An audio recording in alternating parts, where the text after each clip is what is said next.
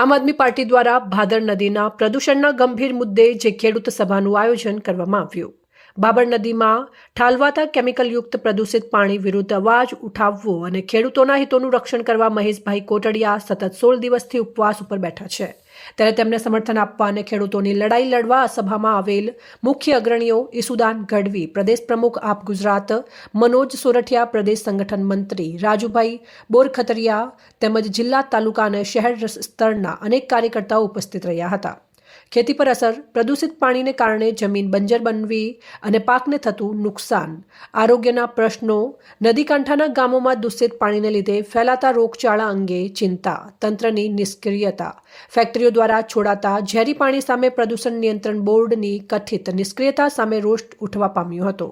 બાબર નદી સૌરાષ્ટ્રની જીવાદોરી સમાન છે। તેના પ્રદૂષણનો મુદ્દો લાંબા સમયથી જટિલ રહ્યો છે અને રાજકીય પક્ષો દ્વારા મુદ્દે આંદોલન થતા રહે છે, જેથી સરકાર અને ઉદ્યોગો પર દબાણ લાવી પ્રદૂષણ બંધ કરાવી શકાય। આ સભામાં બહુ સંખ્યામાં આસપાસના ગામના ખેડૂતો હાજર રહ્યા હતા। આજે એક ખેડૂત મહાસભા રાખવામાં આવી હતી, જે જેતપુરમાં પાણી ગંદુ છોડવામાં આવે છે, પોલ્યુશન કરવામાં આવે છે અને 1700 જેટલી ઇન્ડસ્ટ્રી, જેમાં 47 ઇન્ડસ્ટ્રી તો એવી છે કે મોટાભાગે કેમિકલ છોડે છે અને આસપાસના વિસ્તારોમાં પાણીના તળ એટલા ગંદા કરી નાખ્યા છે, કારણ કે એટલા બધા હપ્તાઓ ઉદ્યોગપતિઓ આપે છે નેતાના અધિકારીઓને કે ઉદ્યોગપતિઓ પણ હપ્તામાં રૂપિયા આપે છે, પરંતુ પાણી પ્રોસેસ કરવા માટે રૂપિયા નથી આપતા। એના કારણે હજારો લોકોનો જીવ જોખમમાં મુકાણો છે, જેને લઈને આમ આદમી પાર્ટીના લોકસભા ઇન્ચાર્જ અમારા આગેવાન મહેશભાઈ કોટડિયા 16 દિવસથી અનશન ઉપર બેઠા છે। આજે 16મો દિવસ છે અને આજે મેં ઘણી રિક્વેસ્ટ કરી, પણ એમણે અનશન છોડવાની અત્યારે ના પાડી છે અને હું પણ ઈચ્છું છું કે જે આ ટીમ નક્કી કરે આંદોલનને, એ જ દિશામાં આંદોલન લઈ જાય। જ્યાં જરૂર પડશે આમ આદમી પાર્ટીને એનો એક એક કાર્યકર્તા સાથે રહેશે। પરંતુ કહેવા માંગુ છું ભાજપના નેતાઓને, હું કહેવા માંગુ છું અધિકારીઓને કે આજે તમે થોડી ઘણી લૂંટ ચલાવતા હશો, ઉદ્યોગપતિને પણ મારે કહેવું છે કે તમે અધિકારીઓને, નેતાઓને હપ્તા આપવાનું બંધ કરી દો અને તમે કોમન ઇન્ફ્લુએન્ટ ટ્રીટમેન્ટ પ્લાન્ટમાંથી તમે પ્રોસેસ કરીને પાણી છોડો ને લાખો બાળકોનો જીવ બચાવો। અહીંયા કેન્સરગ્રસ્ત આખા ગામો થવા માંડ્યા છે તમારા। તો આ પ્રશ્નને લઈને મહેશભાઈ કોટડિયા અનશન ઉપર હજી ચાલુ છે। મહેશભાઈ કોટડિયાને એકને જ પીડા નથી, પીડા લાખો લોકોને છે, પરંતુ મહેશભાઈ એક યોદ્ધા એવા છે કે જે 16 દિવસથી આ પ્રજા માટે લડી રહ્યા છે। આજે બીજી વાત તમને કહું કે એમનું ગામ તો 25 કિલોમીટર દૂર છે, એમને એટલી પાણીની અસર પણ નથી।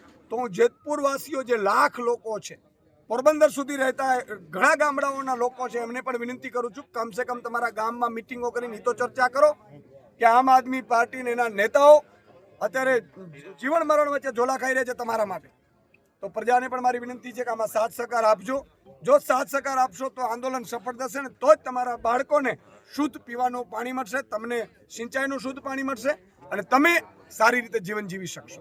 હું એક ખેડૂત આગેવાન કે ખેડૂત જ છું, લુણાગરા ગામનો ખેડૂત છું અને અમારે જે આ ભાદર નદી પ્રદૂષણનો પ્રશ્ન, આજે આ ભાદર નદીનો પ્રદૂષણનો પ્રશ્ન આજે લગભગ આજે 16મો દિવસથી અમારે જીપીસીબીની ઓફિસની બાજુમાં અમારે મહેશભાઈ કોટડિયા એ એક પક્ષના નાતે છે, પણ ખેડૂત આગેવાન છે એટલે બેઠા છે કે ખેડૂતનું આ લાલ પાણી બરબાદ થઈ ગઈ છે, ખેડૂતની જમીન। એટલે જેતપુરના નગરપાલિકા અને જેતપુરના ધારાસભ્ય અને જેતપુરના જીપીસીપીના અધિકારી પણ એને રજૂઆત અવારનવાર કરે છે, પણ આ સાહેબો કોઈ અમને ખેડૂતનો કોઈ આનો નિકાલ દેતા નથી।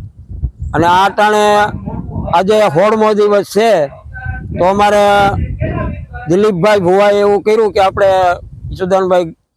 ઈસુદાનભાઈની એક ખેડૂત સભા, આ ત્રિવેણી સંગમ, એટલે કે અમારી આ લુણાગરા, કેરાળી, પાંચ પીપળા વચ્ચે એક ત્રિવેણી સંગમ નદી છે, ત્યાં મહાદેવનું મંદિર છે। આજે ત્યાં અમે ખેડૂત સભા રાખેલી છે। એટલે આ ખેડૂત સભા મારા ઈસુદાનભાઈ ગઢવી, પરમભાઈ રામ એવા આમ આદમીના અધિકારીઓ આગેવાનો અહીંયા હાજર છે અને થોડીક ક્ષણોમાં અમારે આ સભા સંબોધવાના છે। એટલે અમે તો એક જ કહી છીએ કે આ ખેડૂતનો અમારો પ્રશ્ન છે, અમારું લાલ પાણી બચાવો। અમારા ખેડૂતની જમીન બરબાદ થઈ ગઈ છે।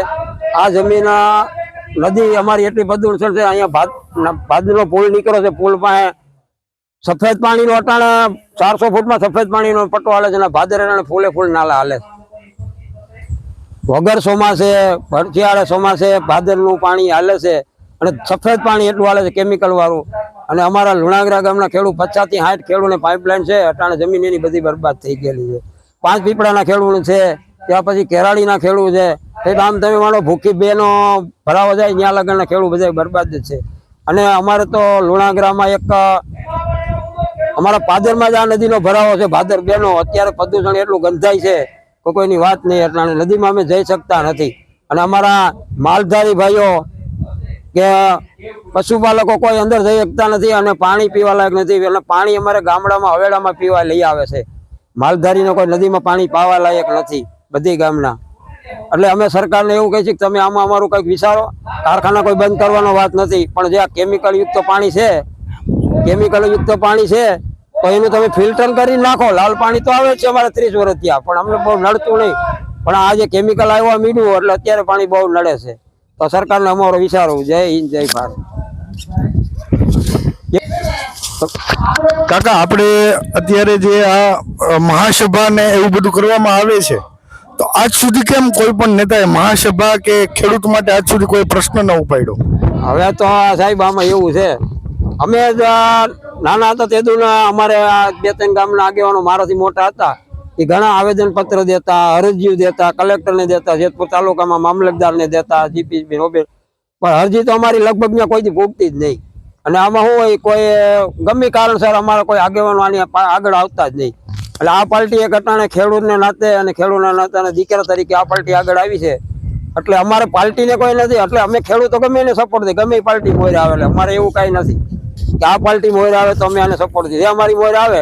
આજે અમારે 15 વર્ષ પહેલા અમારે એક લુણાગરાનો પ્રશ્ન કેળાનો હતો, તેથી અમારે ભાજપના આગેવાન જસુબેન કોરાટ અમારે તેથી માજી ધારાસભ્ય હતા, તો અમારી આગળ આવી અને અમારે લુણાગરાથી 3 કિલોમીટર અમારો ગાડા રસ્તો હતો.